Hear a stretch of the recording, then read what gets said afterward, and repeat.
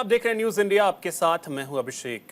कहते हैं घर की लड़ाई घर में रहे तो बाहर वाले कभी उस लड़ाई का फायदा नहीं उठा सकते। अगर घर की लड़ाई सड़क पर आ गई तो फिर बाहर वाले फायदा उठाने की कोशिश जरूर करते हैं। देश के बाहर जाकर देश को बदनाम करने की नीयत नहीं तो और क्या है। अगर ऐसा नहीं तो देश में किस सिख को पगड़ी पहनने से रोका जा रहा है, किस सिख को गुरुद्वारे जाने से रोका जा रहा है, इसका जवाब तो देना चाहिए। बात अगर जाति जनगणना की है तो फिर जिस राज्य में खुद की सरकार है वहां क्यों नहीं जातिगत जनगणना करवाई जा रही है, और जहां हो गई है उसकी रिपोर्ट क्यों नहीं पब्लिश हो रही है। एलओपी है तो जिम्मेदारी भी बड़ी है। देश की सरकार से सवाल जरूर पूछिए, लेकिन संवैधानिक संस्थाओं को सवालों के घेरे में डालना, वो भी देश के बाहर जाकर, कहां तक जायज है। देश की चुनाव प्रक्रिया में अगर कोई खामी लगी थी तो देश की सर्वोच्च अदालत जाते, सड़क पर उतरते, अमेरिका जाकर याद आया। चर्चा आज इन्हीं मुद्दों पर। हमारे साथ एक बड़ा गेस्ट पैनल होगा, कुछ प्रतिक्रियाएं हैं, सबसे पहले आपको वो सुनवाएंगे।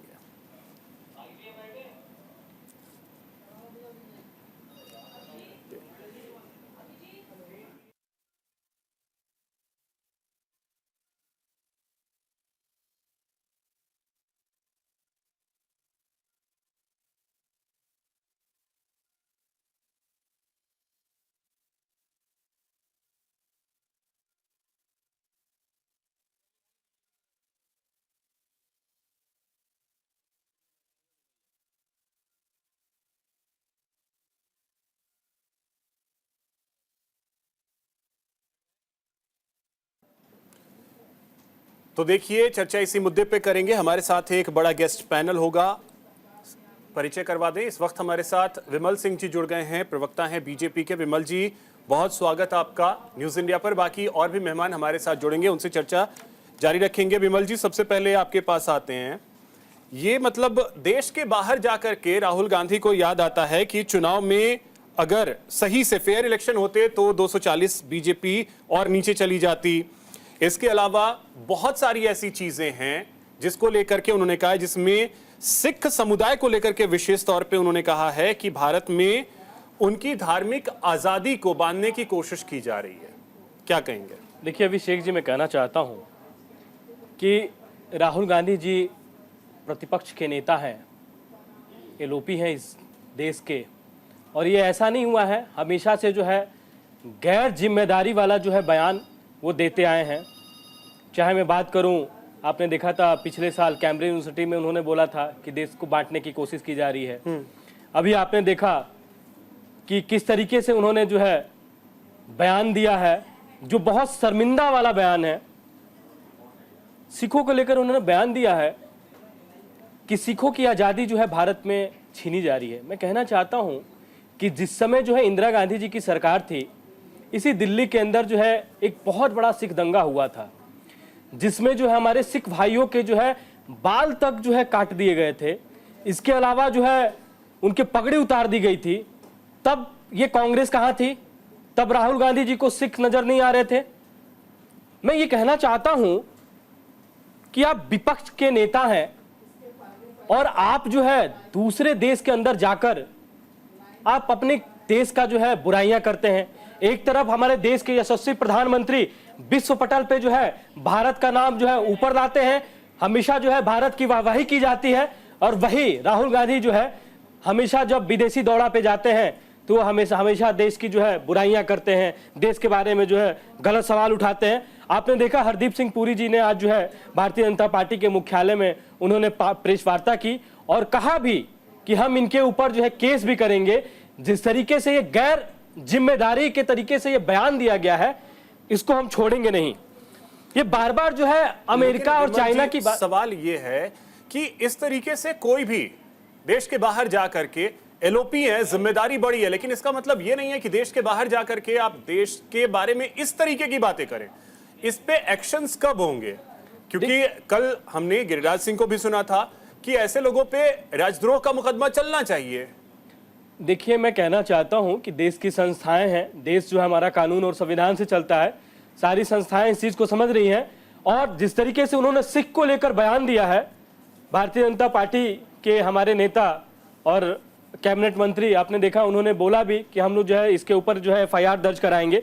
दूसरी चीज मैं कहना चाहता हूं कि राहुल गांधी जी को ये चाइना प्रेम और जिस तरीके से अमेरिका के साथ प्रेम है वो जो दिखाई देता है, आप बार बार देखिए, चाइना प्रेम की बात मैं अगर करूं, जिस समय जवाहरलाल नेहरू जी की सरकार थी, उन्होंने 46,000 स्क्वायर किलोमीटर की जमीन जो भारत की थी उन्होंने चाइना को दान दे दिया। इसके अलावा वो कहते थे कि हिंदी चीनी भाई भाई। तो ये तो पहले से जो है इनका चाइना के साथ जो है इस तरीके का एक रिश्ता, एक धारावाहिक भी आता है, ये रिश्ता क्या कहलाता है, तो समझ में नहीं आता है कि इनका चाइना के साथ जो रिश्ता है वो क्या कहलाता है। दूसरी चीज, ये हमेशा से जो है भारतीय जनता पार्टी और आरएसएस को लेकर जो है अभद्र वाली जो है टिप्पणी करते जो है नजर आते हैं। मैं कहना चाहता हूं कि जिस समय पे जो है नेहरू जी की सरकार थी, उस समय जो है पहली बार जब उन्होंने जो है मंत्रिमंडल का गठन किया था, उन्होंने श्यामा प्रसाद मुखर्जी जी को जो है कैबिनेट में रखा था। श्यामा प्रसाद मुखर्जी जी जो है स्वयंसेवक रह चुके थे। तो आप जो है जहां कहते हैं कि आरएसएस को जो है भारत से बैन रखना चाहिए, बैन करना चाहिए, वही नेहरू जी जो है आरएसएस से प्यार करते थे। और आपको याद होगा अभिषेक जी, 1963 के रिपब्लिक डे में जो है आरएसएस के जो हमारे स्वयंसेवक थे उनको सम्मान किया था नेहरू जी ने। उन्होंने क्या किया था कि जो हमारे जो स्वयंसेवक थे, जब चाइना के साथ जो युद्ध हुआ था, उन्होंने सेना के साथ जो है एक अहम भूमिका निभाई थी और नेहरू जी ने उनको सम्मानित किया था। तो मैं कहना चाहता हूं, एक तरफ जो है कांग्रेस जो है आरएसएस को सम्मानित करती है और एक तरफ जो है राहुल गांधी जी जो है आरएसएस के बारे में जो है बुराई करते हुए विदेशों में नजर आते हैं। ठीक है। दूसरी चीज, जो सिख की बात कर रहे हैं, मैं कहना चाहता हूं कि उस समय कहां थे कांग्रेस के लोग, या उस समय कहां थे जो है राहुल गांधी जी, जिस समय जो है इंदिरा गांधी जी के समय में जो है सिखों के ऊपर से जो है पगड़ी उतारी जा रही थी इसी दिल्ली के अंदर। ठीक है। इसी दिल्ली के अंदर उनके जो है सिखों के जो है सर के जो है बाल काटे जा रहे थे। आते हैं फिर से आपके पास, हमारे साथ पीयूष पंत जी जुड़ गए हैं, वरिष्ठ पत्रकार हैं। पीयूष जी, बहुत स्वागत आपका न्यूज इंडिया पर। राजलक्ष्मी जोशी जी हमारे साथ है। राजलक्ष्मी जी, बहुत स्वागत आपका। साथ ही हमारे साथ इंद्रजीत सिंह टिट्टू है, राष्ट्रीय उपाध्यक्ष हैं आरएलडी गुरुद्वारा श्री गुरु सिंह सभा के। इंद्रजीत जी, बहुत स्वागत आपका भी न्यूज इंडिया पर। और इंद्रजीत जी, आप ही से मेरा सवाल भी होगा कि क्या आप लोगों की धार्मिक आजादी को हिंदुस्तान में छीना जा रहा है? देखिए, बात यह है कि जब भी कोई एग्जाम्पल देने की बात आती है तो सिखों के ऊपर चुटकुले बनेंगे, सिखों के ऊपर सारी बातें। इंद्रजीत जी, मैं आपको थोड़ा सा रोक रहा हूं। इस समय रविशंकर प्रसाद इसी को लेकर के एक प्रेस कॉन्फ्रेंस कर रहे हैं, वो सुनवाते हैं, फिर मैं आपके पास आ रहा हूं।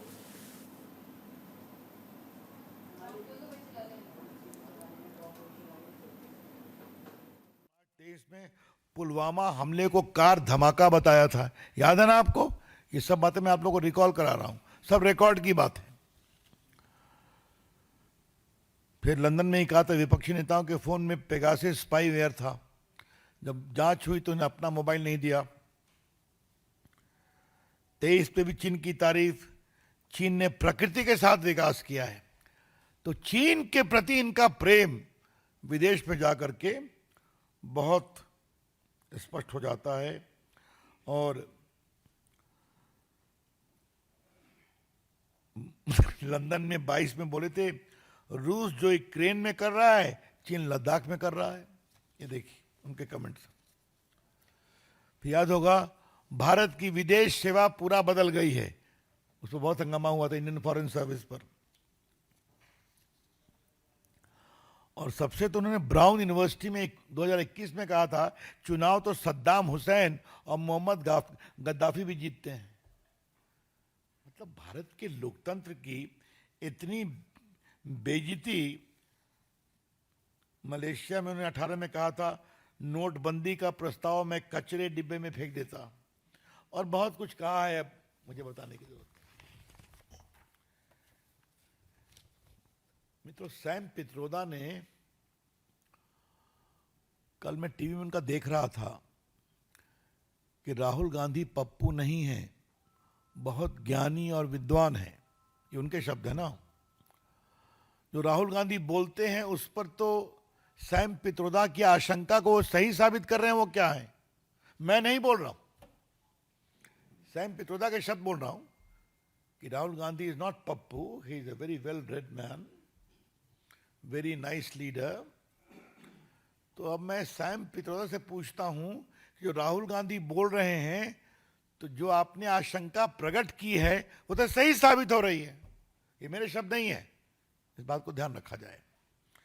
मित्रों, हम पार्टी की ओर से उसका बहुत विरोध करते हैं। और एक बात मैं पूछूंगा, अखिलेश यादव चुप क्यों हैं? वामपंथी चुप क्यों हैं? स्टालिन डीएमके के चुप क्यों हैं? इंडिया गठबंधन के सारे सहयोगी खामोश क्यों हैं? और लालू प्रसाद, तेजस्वी यादव जो हमेशा झंडा तो आप सुन रहे थे रविशंकर प्रसाद को। कुछ प्रतिक्रियाएं हैं वो सुनवाते हैं, उसके बाद फिर चर्चा में आगे बढ़ेंगे। First of all, you have to understand what the fight is about. Fight is not about politics. That is superficial. What is your name? Brother, yeah, with the turban. What is your name? Balinder Singh.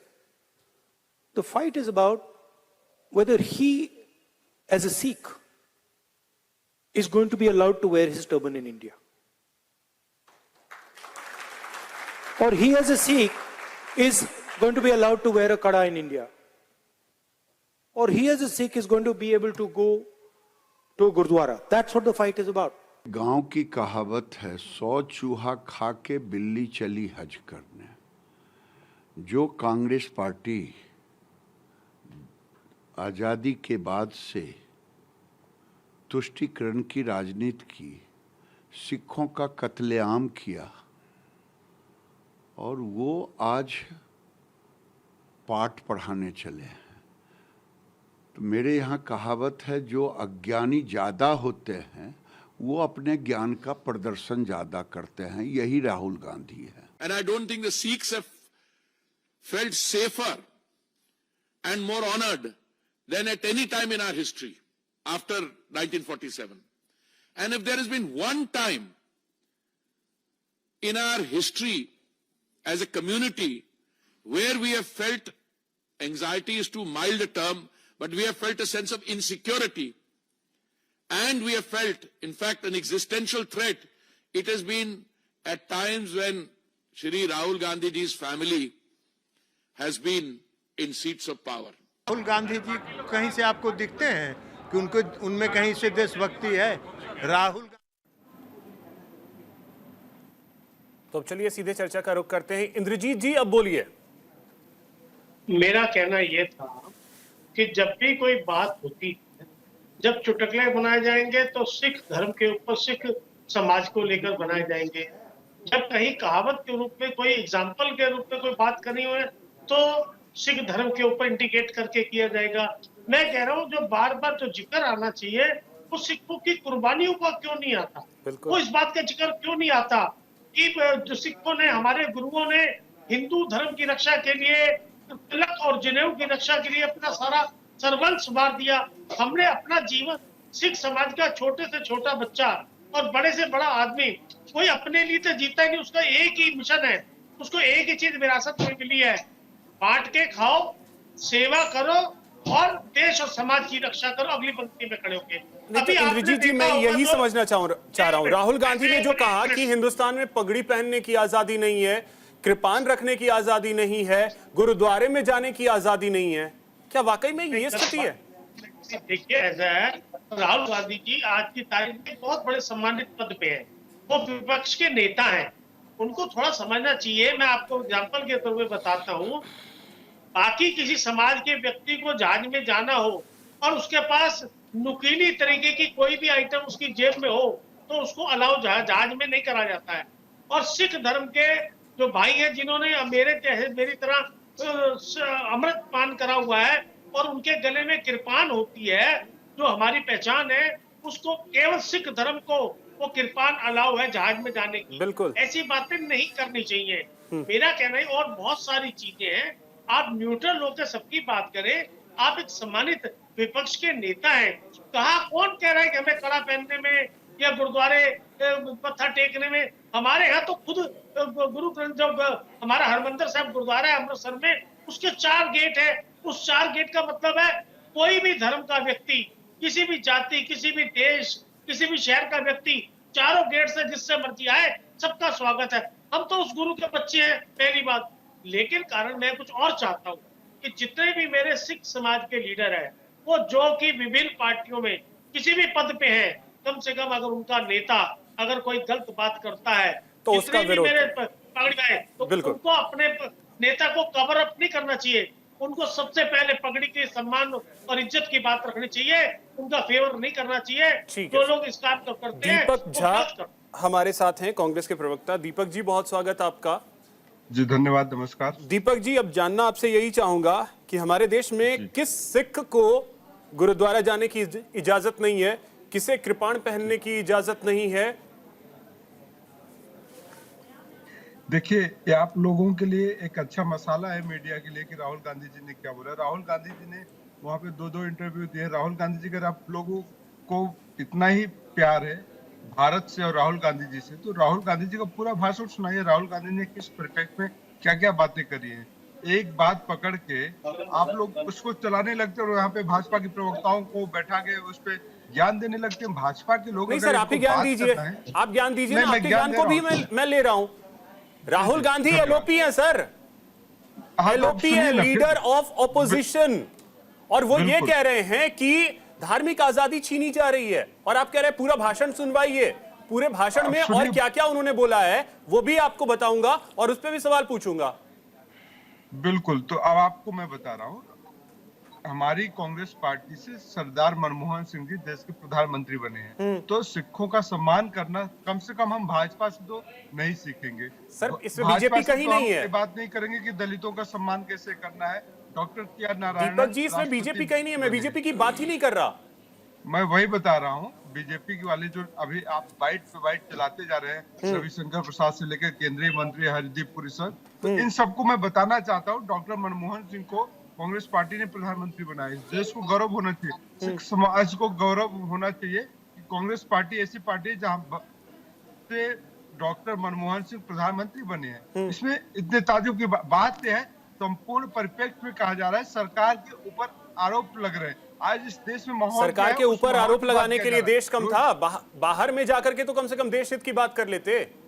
भैया, देश हित की बात हो रही है। अगर नरेंद्र मोदी जी बाहर जाके कहते हैं कि भारत में जन्म लेना पाप है, भारत में जन्म लेना शर्मिंदगी है, आपने कितने डिबेट किए हैं नरेंद्र मोदी जी के ऊपर? देश का प्रधानमंत्री जब दक्षिण कोरिया जाता है तो आपने कभी सवाल नहीं उठाया? भाजपा के लोगों को साफ सुनता है। तो ये दोहरा चरित्र जो है ना, बात नहीं। आज पूरी दुनिया ग्लोबलाइजेशन के दौर पे जी रही है। आज आप यहाँ पे बोलते तो 1 सेकंड नहीं लगता, आपका मैसेज दुनिया में कहीं भी पहुंच जाता है। तो बात ये नहीं है, वहां भी भारतीयों के बीच में बात कर रहे थे, भारत के लोग थे, कैसी बातें करते हैं। नरेंद्र मोदी जी अमेरिका की जाके ट्रंप का नारा तो लगाते, तो भारत के लोग थे, विदेशी पत्रकार थे, अमेरिकी पत्रकार थे। अमेरिकी पत्रकारों से जब बात कर रहे थे उस वक्त भी उन्होंने क्या बोला है? देखिए, मैं आपको वही जातिगत जनगणना, जातिगत जनगणना, जातिगत जनगणना की आप बात कर रहे हैं अमेरिका में बैठ करके, क्या जरूरत है? भैया, अमेरिका में जाके आप अमेरिका की बात करेंगे, अमेरिका की बात करेंगे, भारत की बात नहीं कर सकते क्या? एक गुनाह है क्या? अमेरिका का राष्ट्रपति अगर भारत में आता है, वो कहते हैं कि हमारे देश में इस चीज की कमी है, हम इसको यहाँ से इंडिया से ले जाना चाहते हैं, तो क्या कमी है? तो फिर आप मुझे ये बता दीजिए कि जातिगत जनगणना कर्नाटक में हो चुकी है?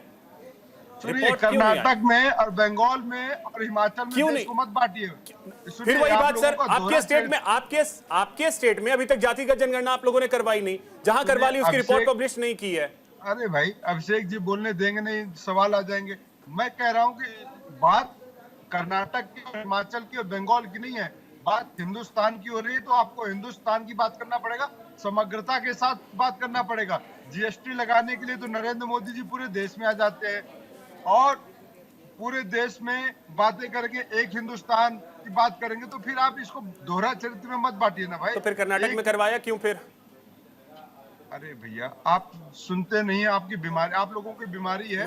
अगर आप लोग बीमारी मैं सवाल पूछूं तो उसमें आप लोग सर्टिफिकेट बांटेंगे। मैं बात इतनी से कह रहा हूं कि आप भाजपा के नेताओं से सवाल क्यों नहीं करते, नरेंद्र मोदी जी से सर, सवाल राहुल क्यों नहीं गांधी करते कि ने राहुल गांधी ने ये बयान दिया है, बीजेपी के नेता ने बयान दिया होता, बीजेपी के नेता से पूछते। गलबैया करते। राहुल गांधी जी ने क्या कहा कि अगर देखिए इस देश को आगे बढ़ाना है तो हर जाति हर धर्म के लोगों को आगे बढ़ाना पड़ेगा, ठीक है। हर मजहब का सम्मान करना पड़ेगा, मॉब लिंचिंग को बंद करना पड़ेगा। नरेंद्र मोदी जी अमेरिका में जाके ठीक है दीपक जी, आते हैं फिर से। राजलक्ष्मी जी आ रहा हूं, विमल जी, राजलक्ष्मी जी, राहुल गांधी के बयान को लेकर के अब कांग्रेस तो ये कह रही है उन्होंने कुछ गलत बोला ही नहीं है, तो जब कुछ गलत मोदी जी कह रहे हैं कि हिंदू मुसलमान हो रहा है इस देश में। ठीक है और सर। आप लोग दीपक जी, अब राजलक्ष्मी जी एक कमेंट आपसे भी चाहेंगे। नरेंद्र मोदी जी कर रहे तो हैं हिंदू मुसलमान, और नरेंद्र मोदी जी से सिख पूछने की समुदाय बजाय कह रहे हैं कि की नरेंद्र धार्मिक मोदी जी आजादी को बहुत छीना स्वार्थ जा रहा है है। हिंदुस्तान में। नरेंद्र मोदी जी राजलक्ष्मी जी, देश में- ठीक है दीपक जी, अब वेट। नमस्ते अभिषेक जी नमस्ते। देखिए तो उनकी जैसे आदत हो गई है राहुल गांधी जी की कि वो जब भी कोई इंटरनेशनल फोरम पे जाते हैं तो कोई ना कोई ऐसी टिप्पणी करते ही हैं, और फिर कांग्रेस वाले पूछते हैं कि आप इन बातों पर चर्चा क्यों करते हैं। देखिए ये जो है, जैसे उन्होंने पहले भी एक बार यूके में जाके उन्होंने ऐसी टिप्पणी की थी कि हमारे देश की प्रजातंत्र खतरे में है और आप जैसे सुपर पावर क्या देख रहे हैं। मतलब वो चाहते थे कि वो आए हमारे देश, आइए हमें हमला करिए, कुछ ना कुछ करिए, ऐसे मतलब उनका निमंत्रण दिया था। और अभी भी वो कह रहे हैं कि आज देखिए अभिषेक जी, आपने इन पर सवाल ही नहीं पूछा, तो कांग्रेस प्रवक्ता सही बात पूछ रहे हैं कि आपने ये इन विषयों पर प्रश्न ही नहीं पूछा कि उन्होंने हमारे प्रजातंत्र की जो पारदर्शिता है उस पर उन्होंने सवाल किया कि हमारे यहाँ पर जो इलेक्शन हुआ वो ठीक तरीके से नहीं हुआ। उन्होंने इस पर भी प्रश्न आपने इस पर भी प्रश्न क्यों नहीं पूछा? देखिए वो इतनी खतरनाक विषय के ऊपर बात कर रहे हैं, वो हमारी हिंदू सभ्यता के ऊपर चर्चा कर रहे हैं, उनकी हमारी जो देवी देवताओं की परिभाषा वो चेंज कर रहे हैं, इसके ऊपर आपने क्यों नहीं कोई प्रश्न पूछा? वो कह रहे हैं कि आरएसएस महिलाओं के लिए उस पर चर्चा कीजिए ना अभिषेक जी। देखिए ये इतने सारे हैं, आप क्यों ये सिख समुदाय के ऊपर क्यों बात कर रहे हैं? सिख समुदाय के ऊपर राहुल गांधी जी और कांग्रेस की कम चर्चा कर रहे हैं, अच्छा है। लेकिन देखिए आज एक बात कि देखिए करतारपुर कॉरिडोर किसने खुलवाया, कितना बड़ा महत्वपूर्ण विषय है ये। और देखिए अफगानिस्तान के ऊपर एक समस्या आई हुई, राजलक्ष्मी जी, भारत सरकार ने किया ना उधर विषय तो बहुत सारे हैं जिसे राहुल गांधी ने उठाया, लेकिन एक एक विषय पे चर्चा अगर करें तो घंटों बीत जाएंगे। जातिगत जनगणना, इसके अलावा सिख समुदाय को लेकर उन्होंने कहा, आरक्षण को लेकर के कहा। भैया घर की बात है, घर में अगर कोई समस्या होती है तो घर में बैठ करके उसे सुलझाने की कोशिश करते हैं, बाहर जाकर नहीं। हम अपने घर की लड़ाई भी घर में ही रखते हैं। एक विजन की बात नहीं की, एक कोई पॉजिटिव बिल्कुल, विजन होता, ढंग की चीजें होती तो समझ में आता। ठीक है, एक छोटे से ब्रेक के लिए मुझे रुकना है, जल्द लौटते हैं और उसके बाद चर्चा को आगे बढ़ाएंगे।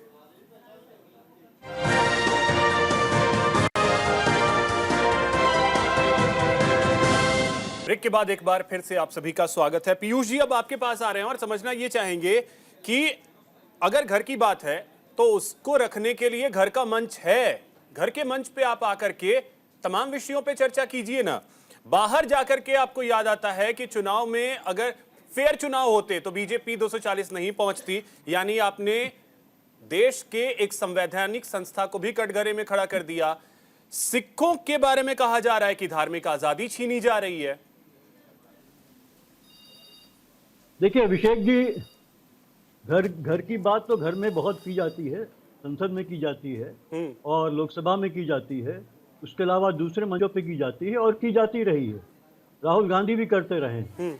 वहाँ वो गए थे जो भारतीय प्रवासी हैं, उनके बीच में उनको संबोधित करने, और उनसे जो चर्चा होगी निश्चित रूप से भारत के बारे में ही, उनके देश के बारे में ही होगी, जो उनका अपना देश है उनके बारे में ही होगी। उस देश की अच्छाइयाँ और बुराइयाँ इस बातचीत में दोनों ही आती है। अब चूंकि अगर मोदी जी जाते हैं तो एक तरह की, या कोई भी सरकारी व्यक्ति जाता है तो वो एक तरह की पिक्चर पेश करता है क्या होता है, और जो विपक्ष का व्यक्ति जाता है तो वो दूसरी तरह की, तभी एक संपूर्ण जो है जो पिक्चर है वो लोगों के सामने आती है। तो वो अगर इस बात को वहाँ इंगित कर रहे हैं भारतीयों के बीच में तो मुझे नहीं लगता कुछ वो गलत कर रहे हैं। और ये हम सब जान रहे हैं किस तरीके से चुनाव आयोग जो कटघरे में खड़ा है, जिस तरह से चुनाव कराए गए हैं, जिस तरह से ये रहा कितने जो है वोट इतने काउंटिंग हुई, जितने वोट पड़े नहीं उससे ज्यादा की काउंटिंग हुई, ये तमाम चीजें दबा दी गई अभी तक जो है। तो उसकी सुप्रीम कोई कोर्ट क्यों नहीं जाया जांच गया नहीं सर? की, जांच सुप्रीम कोर्ट तो जा सकते थे जांच फिर। नहीं की गई है।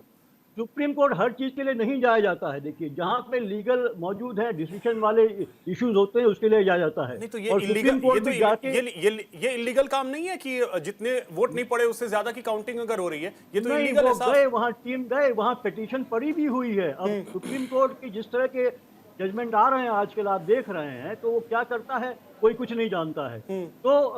तो ये है, बाकायदा लोगों को ये इसमें शिकायतें हैं और ये लोग देख रहे हैं होते हुए।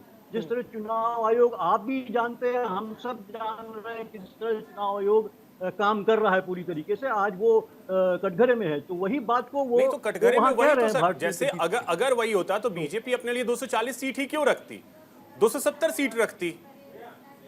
नहीं, बीजेपी के रखने से क्या होता है? देखिए, चुनाव में जो है कि वोट पड़ने, तो फिर ये कैसे गड़बड़, कैसे मतलब गड़बड़ तो वही हुआ है ना। गड़बड़ तो वही हुआ ना कि वोट कम पड़े, काउंटिंग ज्यादा वोट की हुई, या काउंटिंग कम की हुई, वोट ज्यादा पड़े। ये इसी तरह की 30-40 सीटों पे और ये करवा लिया जाता, 30-40 सीटों पे और ये करवा लिया जाता। नहीं, जहाँ पे आपके खिलाफ चीजें जा रही हो वहाँ कितना करेंगे आप? ज्यादा तो नहीं कर सकते। नहीं, यूपी में तो एक हवा थी ना राम मंदिर के बाद, यूपी में तो एक हवा थी, यूपी में करवा देते।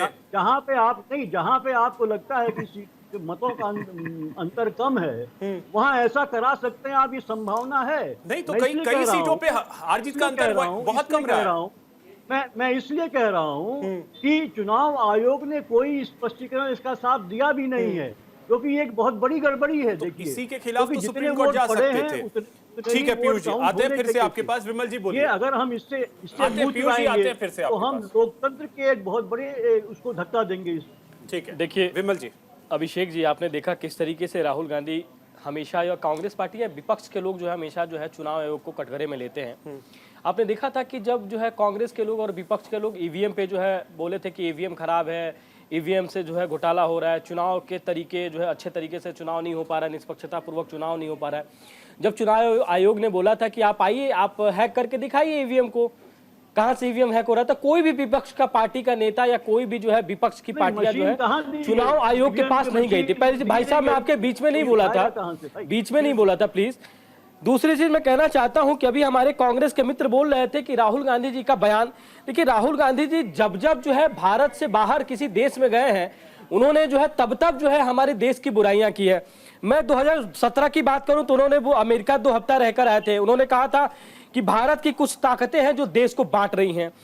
2018 में उन्होंने बोला था कि अमेरिका, रूस और यूके को हस्तक्षेप करना चाहिए, हमारे देश के लोकतंत्र पर खतरे में है, राहुल गांधी जी ने बोला था।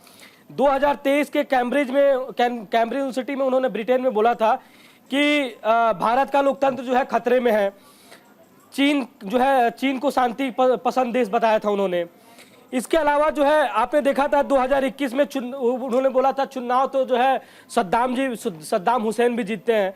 मैं कहना चाहता हूं, एक तरफ प्रधानमंत्री जी जो है देश को विकास के गति पर ले जाते हुए दिखाई दे रहे हैं, विश्व पटल पे भारत का एक जो नाम है, अभिषेक जी मैं बता देना चाहता हूं, ये एग्जाम्पल मेरे साथ हुआ होगा। हाँ, अगर इस तरीके के बयान हैं, केंद्रीय मंत्री ने भी ये कहा है, क्यों नहीं मुकदमा दर्ज हो रहा है? मुकदमा दर्ज होगा, मैं आपके चैनल में बोल रहा हूं, मुकदमा दर्ज होगा। जिस तरीके से ये एक गैर जिम्मेदारी पूर्वक जो एक बयान एक एलओपी के द्वारा दिया गया है, उसके ऊपर मुकदमा 100% दर्ज होगा।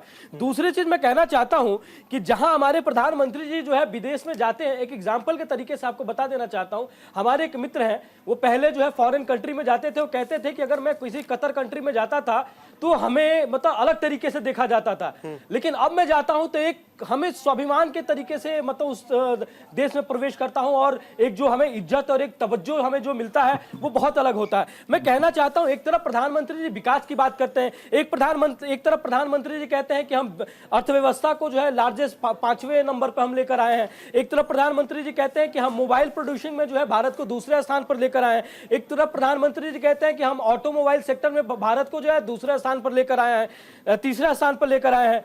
ये राहुल गांधी जी को जो है लगता है कि अमेरिका और चाइना से ज्यादा प्रेम है। मैं कहना चाहता हूं ये मेरी रिपोर्ट नहीं है, ये IMF की रिपोर्ट है। IMF की रिपोर्ट ये बताती है कि 2023 में अमेरिका का इकोनॉमिक जो ग्रोथ था वो 2.5% था, चाइना का जो इकोनॉमिक ग्रोथ था वो 5.2% था, भारत का जो इकोनॉमिक ग्रोथ था वो 2023 में था 8.02%। ठीक है। 2024 में जुलाई में जो है IMF की रिपोर्ट आई है, उसमें जो है भारत का ये इकोनॉमिक ग्रोथ रिपोर्ट जो है रेट जो है वो 7% है, अमेरिका का 2.6% है और चाइना का 5%। मैं ये कहना चाहता हूं कि ये बार बार चाइना का प्रेम जिस तरीके से कांग्रेस को राहुल गांधी को दिखाई देता है, ये रिश्ता क्या कहलाता है ये मैं समझ में नहीं आता। दूसरी चीज, ये बार बार जो ये कहते हैं, ये बार बार जो कहते हैं कि चाइना जो है हमारे देश के अंदर गलत तरीके से घुस गया है, चाइना जो है हमारे देश में जो है सीमाओं को तोड़कर अंदर आ गया है, और फिर वही चाइना की वाहवाही की जाती है, वही चाइना की तारीफ की जाती है। तो ये चीजें दो मुही बातें समझ में नहीं आती है। दीपक जी देखिए, एक कहते ना 100 चूहे खा के बिल्ली हज को चली। भाजपा प्रवक्ताओं के पास सब कुछ बयान तो बचा नहीं है, रटा रटाया भाषण लेके क्या जाते हैं कि नरेंद्र मोदी जी की महिमा मंडन करना है। मैंने पहले भी कहा था कि नरेंद्र मोदी जी विदेशों में जाके भारत में के नेताओं को, कि भारत आजादी के पहले ऐसा था, कि भारत में ऐसा, पूरी भारतीय परंपरा को, पूरी भारतीय संस्कृति को नरेंद्र मोदी जी ने बदनाम किया। खैर, मैं नरेंद्र मोदी जी की सोच और समझ पे और स्टडी पे और डिग्री पे तो नहीं जाऊंगा कि कितने पढ़े लिखे उनका व्यक्तित्व है। ये कह रहे कि भारत को हमने पिछले 10 सालों में, भैया पूरी दुनिया में जितने पढ़े लिखे लोग हैं ना, जितनी IIT की कंपनी है, जितने बड़ी बड़ी कंपनी है ना, सारे भारतीय लोग भारत के IITians काम कर रहे हैं उसमें, और हेड पोस्ट पे काम कर रहे हैं, वहाँ के CEO टॉप मोस्ट पे काम कर रहे हैं। तो पिछले 10 सालों में आपके नरेंद्र मोदी जी ने कॉलेज बना दिए, IIT बना दिया, और अमेरिका में जाके लोग नौकरी कर रहे हैं। कमाल की बातें हैं। तो दिन में, इसको बोलते हैं दिन में दिया जलाओ और कहो कि देखो जी हमने दिन कर दिया। तो नरेंद्र मोदी जी का सबसे बड़ा काम यही है कि दिन में दिया जलाते हैं, कहते हैं देखो उजाला हो गया। तो भाजपा का चरित्र भी कुछ वैसा ही है कि दिन में दिया जलाएगी और देखिए। बात ये नहीं है, बात ये है कि आज इस देश में धार्मिक उन्माद बढ़ रहा है। इस देश में धार्मिक, अभी आपने देखिए आर्यन मिश्रा को गोली मार दिया जाता है फरीदाबाद में, उसमें किसके बाप ने इनको आदेश दिया भाजपा के गुंडों को कि जाके गोली मार दो? गौ रक्षा के नाम पे पुलिस काम करेगी कि भाजपा अपने गुंडे भेजेगी? ये बताइए ना। मुस्लिम के शक में आपने गाय रक्षक को समझ के कि गाय तस्कर है कि आपने गोली मार दिया। अरे गौ रक्षक और गौ तस्कर, सारे के सारे तस्कर भाजपा में ही है। इसलिए मैं कहता हूँ। और दूसरी बात, इनके एक नेता है, महिलाओं की इज्जत पे भी बात कर लीजिए ना। दूसरी बात, अभी आपके चुनाव चल रहे हैं हरियाणा में, तो मनोहर लाल खट्टर ने कुछ दिनों पहले एक बयान दिया था कि महिलाओं को आजादी चाहिए तो बिना कपड़े का घूमे। तो भाजपा के नेताओं के चरित्र तो देश में महिलाओं का अपमान करना, महिलाओं को बेइज्जत करना, देश को बेइज्जत करना तो भाजपा का काम है। हमने देश को बनाया है, हमने अपने दीपक देखिए, अभिषेक जी गलत बयान दे रहे हैं। अगर बयान की अगर बात करूं तो राहुल गांधी जी ने कई तरीके का बयान दिया है। उन्होंने ये कहा है कि जो है लोग मंदिरों में पूजा करने नहीं जाते, महिलाओं को छेड़ने जाते हैं। राहुल गांधी जी का बयान है। अगर बयान की बात करेंगे तो दिग्विजय सिंह का बयान देख लीजिए कि महिलाओं को लेकर कितना शर्मनाक बयान दिया है। मैं एक बात ये कहना चाहता हूँ, महिलाओं की बात है तो महिलाओं के लिए प्रधानमंत्री जी ने सोचा। आप सुबह सोकर उठते हैं, सुनिए दीपक जी, दोहरा चरित्र भाजपा का उजागर हो चुका है। हम हर धर्म का सम्मान करते हैं, हम चाहते हैं कि हर धर्म का सम्मान ये सरकार भी करे। तो, जीने का हक। अरे सर, तो वही तो मैं पूछ रहा हूँ कि कौन धार्मिक आजादी छीन रहा है? सुरक्षा की भावना किसी के अंदर ना हो। नहीं, धार्मिक आजादी कौन छीना? और आप जब बार बार ये कहते हैं जिसकी जितनी झुलाने के लिए नरेंद्र मोदी जी ले जाते हैं, जितनी आबादी उसकी उतनी हिस्सेदारी खिलाते हैं। नरेंद्र मोदी जी जाके पाकिस्तान के साथ, अरे दीपक झा, एक चीज बस बताइए, आप लोग यही कहते हैं ना, जिसकी जितनी आबादी उसकी उतनी हिस्सेदारी, ठीक है? क्योंकि हर मुद्दे पर बोला है राहुल गांधी ने, जिसकी जितनी आबादी उसकी उतनी हिस्सेदारी। मुझे बस एक छोटा सा सवाल का जवाब दे दीजिएगा।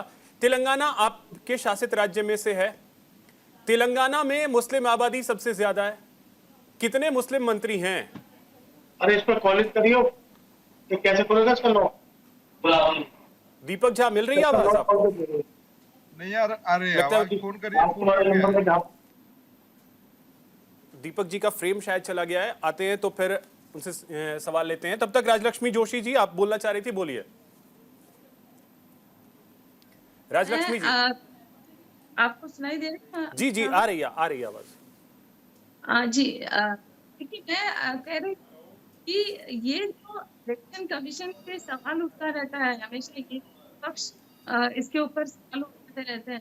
तो वो जो ईवीएम से बात करता है, तो ये मुझे हमेशा अचरज होती है कि ईवीएम तेलंगाना में, हिमाचल प्रदेश में, जहाँ पर कांग्रेस जीत जाती है वहाँ पर ईवीएम ठीक, वहाँ पर इलेक्शन कमीशन कोई सवाल नहीं उठता। जहाँ पर वो जीत जाते हैं वहाँ पर कोई सवाल नहीं उठता, वो वहाँ पर ठीक होती है। मैडम, वहाँ सवाल पर हर वहाँ जगह पर उठता है, वहाँ सवाल की पर बात नहीं। वहाँ पर प्रजातंत्र ठीक होती है, वहाँ पर सब चीजें ठीक होती है।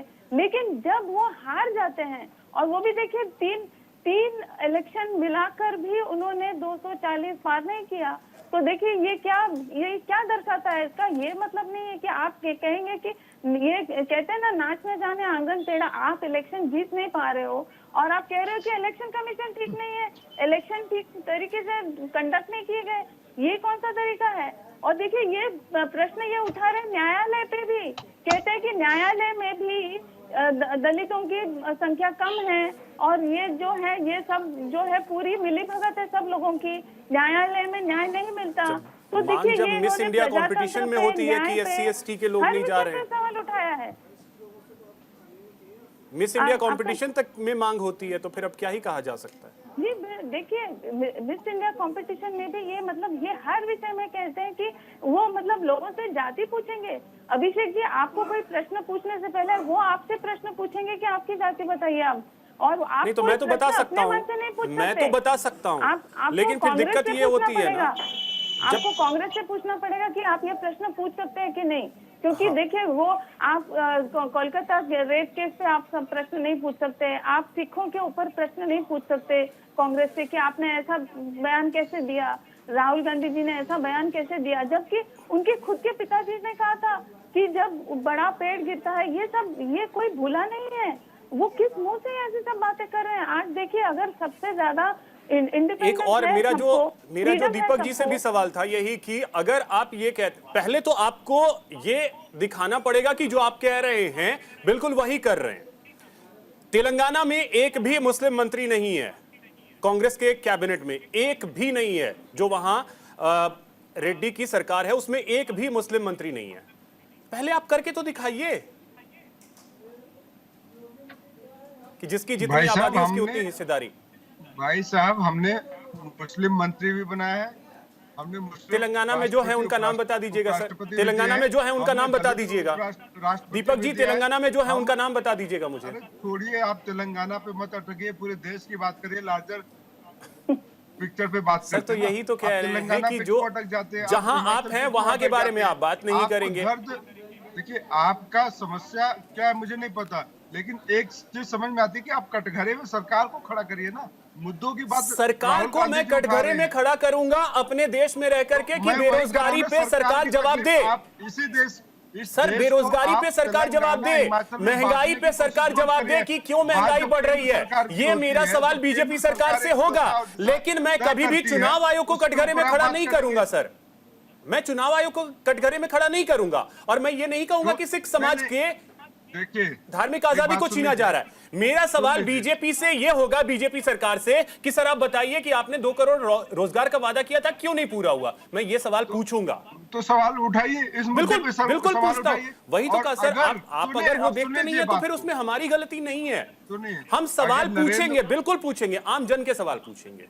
सुनिए विजय जी, अगर नरेंद्र मोदी ने पिछले 10 सालों में 2-2 करोड़ लोगों को रोजगार दिया होता तो आज 20 करोड़ लोग नौकरी। वही तो मैं कह रहा हूँ कि उस पर मैं सवाल पूछूंगा, उस पर मैं सवाल पूछूंगा। लेकिन हमारे देश के एलओपी अगर ये कहते हैं कि सिखों की आजादी छीनी जा रही है, हमारे साथ सिख समुदाय से भी बैठे हुए हैं। आप पूछ लीजिए, इंद्रजीत जी को आपने सुना होगा।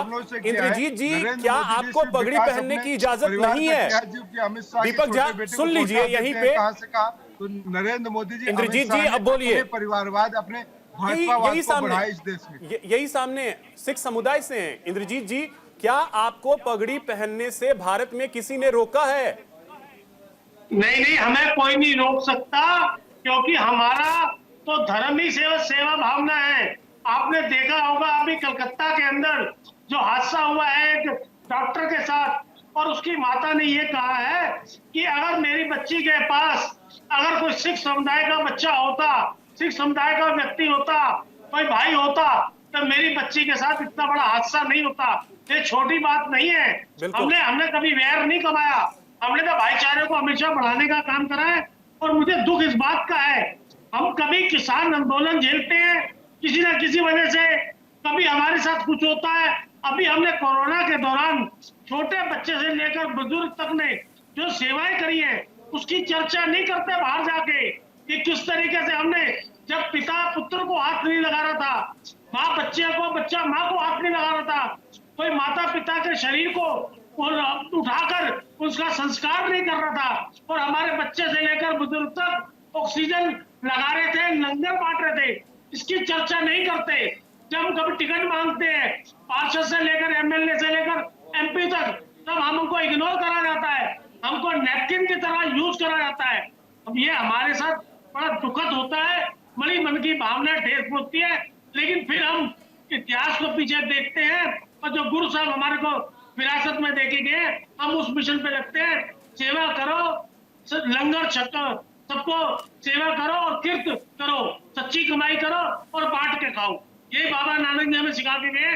जो मर्जी पार्टियां करती रहे, जो मर्जी को प्राइवेट आदमी करता रहे, हमारे को तो विरासत में मिला है, हम उससे डगेंगे नहीं, हम उस पर चलते रहेंगे। बिल्कुल, कम से कम कोई एक बार तो ये देख ले कि गुरुद्वारा ही एक ऐसी जगह है जहां पर दिन रात लंगर चलता रहता है, और कहते हैं कि हिंदुस्तान एक ऐसा देश है जहां पर आप भूखे तो कम से कम नहीं सो सकते हो गुरुद्वारे में जाकर के। हमारे गुरुद्वारे पे जो निशान साहब, मैं बताता हूँ आपको, हमारे गुरुद्वारे पे जो निशान साहब है ना, उसका प्रतीक ये बात है, जब आदमी के वहां वाहन नहीं होते थे, गांव में रहता था, 200 किलोमीटर दूर चलता था, जब उसको निशान साहब नजर आ जाता था ना, तो उसको ये आसरा होता था कि अब मुझे रात को सोने को जगह भी मिलेगी और मुझे आसरा भी मिलेगा और रात को खाने के लिए रोटी भी मिलेगी। ये है हमारा इतिहास, इसलिए लगाया जाता है गुरुद्वारे के ऊपर ऊंचा करके, सबसे ऊंची हाइट पे निशान साहब। ये हमारा इतिहास कहता है। हमारे इतिहास से लोगों को सीखना चाहिए, हमारी हिम्मत को बढ़ाना चाहिए, हमारी हिम्मत को गिराना नहीं चाहिए। इस तरह की बातें करना। बिल्कुल सलाम है इस हिम्मत को। पीयूष पंत जी, अब देखिए सवाल यही होता है कि कथनी और करनी, उसमें अगर अंतर है तो बहुत बड़ा सवाल है वो उठेगा। आप सिर्फ बोल देते हैं मंचों से। अब देखिए ओबीसी की बात कर रहे हैं Rahul Gandhi, OBC OBC OBC. आज तक का इतिहास है कि जितने सीएम देश में बने हैं उसमें लगभग 17% ओबीसी समाज से कांग्रेस ने दिए हैं, करीब 31% बीजेपी ने दिए। इसके बाद मुस्लिम मुस्लिम मुस्लिम इतनी बात होती है। तेलंगाना का मैंने सवाल पूछा, दीपक झा के पास जवाब नहीं था। मुस्लिम समुदाय से एक भी कैंडिडेट जो है वो मंत्री नहीं बना। तो फिर आप बात किस चीज की कर रहे हैं? आप कम से कम जो आपके पास अधिकार क्षेत्र में है उसमें शुरुआत तो कीजिए। देखिए, ये बात तो आपकी अभिषेक सही है कि कथनी और करनी का बहुत बड़ा फर्क है हमारे देश में जो है, और वो सिर्फ राहुल गांधी का ही नहीं है, वो सारे नेताओं की ये हालत है। और हम अपने समाज में भी देखते हैं कि हम पब्लिकली कुछ स्टेटमेंट देते हैं, अपनी निजी जिंदगी में हम कुछ उसके विपरीत व्यवहार करते हैं। ये एक बहुत बड़ी कमजोरी है भारतीय समाज की जो है। लेकिन अगर आप कोई बात कहते हैं तो निश्चित रूप से पहले आपको अपने यहाँ उसको करना पड़ेगा, लागू करना पड़ेगा, इसमें कोई दो राय नहीं है। अगर आप ये जाति जनगणना की बात कर रहे हैं या भागीदारी की बात कर रहे हैं, हिस्सेदारी की बात कर रहे हैं, तो और इसीलिए अभी कांग्रेस ने जो अपने संगठन में बदलाव किया है उसमें ये उन्होंने कोशिश करी है इस बात को कि जो है कि दलितों को और ओबीसी को ज्यादा से ज्यादा जो है वो पद दिए जाएं। अभी उन्होंने अपने कांग्रेस के संगठन इसमें में भी तो दिक्कत है पीयूष जी। एलओपी की मांग की जा रही थी कि केरल के उन सांसद को बनाइए, के सुरेश को, वो भी नहीं हुआ। नहीं, देखिए एलओपी जरूरी नहीं कि आप एलओपी का ही पद दें। पार्टी का जो अध्यक्ष है वो एक दलित अध्यक्ष है वहां पे, तो वाइस प्रेसिडेंट को बनाने की बात चल रही थी वहां पे, जो डिप्टी स्पीकर की बात चल रही थी कि वो जो है कि एक ओबीसी को डिप्टी स्पीकर का पद बनाया जाएगा। तो और एलओपी जो है, एलओपी फिर आपको देखना पड़ता है कि कौन किस तरह नेता को थोड़ा सा देखना पड़ता है कितने समय से या किस तरह का नेता है, क्योंकि पार्टी को सरकार के विपक्ष की क्या कौन सा नेता होगा हमारे लिए वो ये पार्टी तय करती है। उसमें आपको ये नहीं तय करना होता, लेकिन जहाँ पे संभव हो पार्टी संगठन में मंत्री पद है तो मंत्री पदों में, और दूसरे अहम जो पद हैं उनमें जो कम से कम उसी में डिप्टी स्पीकर की ही बात अगर है तो जो कांग्रेस के शासित राज्य हैं वहां पे कहां, कौन कौन से राज्य में डिप्टी स्पीकर बीजेपी या ऑपोजिशन में जो पार्टी है उसे कांग्रेस ने दे दिया है? किसी राज्य में नहीं, नहीं। देखिए कांग्रेस की ये गलती रही है। मैं उनको क्लीन चिट नहीं दे रहा हूँ। मैं कांग्रेस की तो पहले से कांग्रेस की सोच भी जो थी प्रो दलित या प्रो ओबीसी नहीं थी। अभी जो राहुल गांधी जो है और नए समय के साथ देखिए, समय के साथ राजनीति जिस तरह की जो है बदलाव लेती है उसके हिसाब से, और जो लोगों की मांग बढ़ती है, लोग जब एक समाज जो है जागृत होता है और जब अलग अलग तबके अपने अधिकारों की बात करते हैं, उस हिसाब से राजनीतिक दलों को भी जो है अपनी रणनीति बदलनी पड़ती है, अपनी विचारधारा में थोड़ा बहुत बदलाव लाना पड़ता है। तो जो कांग्रेस पहली सोच थी वो इनके खिलाफ थी, वो प्रो अपर कास्ट सोच थी उनकी, लेकिन राहुल गांधी ने आके इसको बदलने की कोशिश करी है। लेकिन हम साफ साफ अगर देख रहे असर हैं। नहीं दिखेगा तो फिर तो दिक्कतें होंगी। ठीक है, नहीं, निश्चित रूप से असर दिखना चाहिए, निजी रूप से भी अपने पार्टी में दिखना चाहिए। विमल जी, आखिरी सवाल, और सवाल यही कि आप लोग ये कह तो रहे हैं कि मुकदमा होगा, कब होगा? देखिए अभिषेक जी, हमारे भारत सरकार के मंत्री हरदीप सिंह पुरी ने बयान दिया है, तो एक संवैधानिक पद पे हैं, जल्द से जल्द जो है मुकदमा राहुल गांधी जी पे किया जाएगा। दूसरी चीज़, अभी देखिए अभी आपने बात किया कि जातियों की बात कर रहे हैं हमारे मित्र, तो मैं बता देना चाहता हूँ दीपक जी, भारतीय जनता पार्टी का जो मोटो है वो सबका साथ, सबका विकास और सबका विश्वास है। हम सबको साथ लेकर चलने वाले हैं। अंत्योदय की बात करने वाले हम लोग हैं। अंत्योदय मतलब अक्ति पक्ति में बैठा हुआ इंसान, वो किसी भी जात का हो, किसी भी धर्म का हो, उसका विकास होना चाहिए। देखिए इस बार का जो कैबिनेट बना है, मैं उसमें बता दूं, हमने 29 ओबीसी जात के लोगों को जो है मंत्री बनाया है। जनरल के जो है 28 लोगों को। मेरा सवाल आप गोल कर गए। मेरा सवाल मैंने बता दिया, स्पेसिफिक होगा क्योंकि मेरे पास समय नहीं, मैंने उसका जवाब दिया मैंने कि जल्द से जल्द जो है, चाहे कल हो जाए चाहे जल्द से जल्द जो है, हम जो है इसके ऊपर एफआईआर जरूर करेंगे। दूसरी चीज, अभी देखिए आपने बात किया जाति की, जब बात हो रही है तो मैं बता देना चाहता हूँ 29 ओबीसी हमने जो है मंत्री बनाया, 28 जनरल हमने मंत्री बनाया, 10 एससी हमने मंत्री बनाया, 5 एसटी हमने मंत्री बनाया, 7 महिलाओं को हमने जो है मंत्री बनाया। अभी हमारे मित्र दीपक झा जी महिलाओं की बात कर रहे हैं। मैं कहना चाहता हूं प्रधानमंत्री जी जो है महिलाओं को सबसे ज्यादा लाभान्वित किए। अगर सुबह हम सोकर उठते हैं, सबसे पहले हम शौचालय जाते हैं तो उस समय जो है पहले 2014 से पहले शौचालय नहीं था। महिलाएं जो है खेतों में ना जो है शौच के लिए खेतों में जाती थी, लेकिन इस दर्द को प्रधानमंत्री जी ने सोचा और इज्जत घर बना के दिया। इसके बाद गैस के लिए समय का अभाव है। दीपक जी, कथनी और करनी में जो सवाल मेरा था पीयूष जी से, उन्होंने भी कहा कि इसमें अंतर अगर दिखेगा तो फिर जनता भरोसा नहीं करेगी। ये आपका बिल्कुल सवाल औचित्यहीन है, क्योंकि कथनी और करनी की बातें हमारे अन्य राज्य में, कर्नाटक में देखेंगे वहां पे मंत्री हैं, हिमाचल में मंत्री हैं, तो बात नहीं, दलित हमारे अध्यक्ष, बात नहीं है। बात है कि भाजपा बलात्कारियों को संरक्षण देती है, तो उनके मुंह से महिलाओं की सुरक्षा पे बात करना अच्छा नहीं लगता है। घरों के घर, चलिए ठीक है, अगर आपको लगता है कथनी करनी में अंतर नहीं है तो इसका विश्लेषण भी करने की जरूरत है। वक्त इतना ही है मेरे पास। बहुत शुक्रिया आप सभी का हमारे साथ जुड़ने के लिए, इस चर्चा में शामिल होने के लिए। फिलहाल इतना ही, नमस्कार।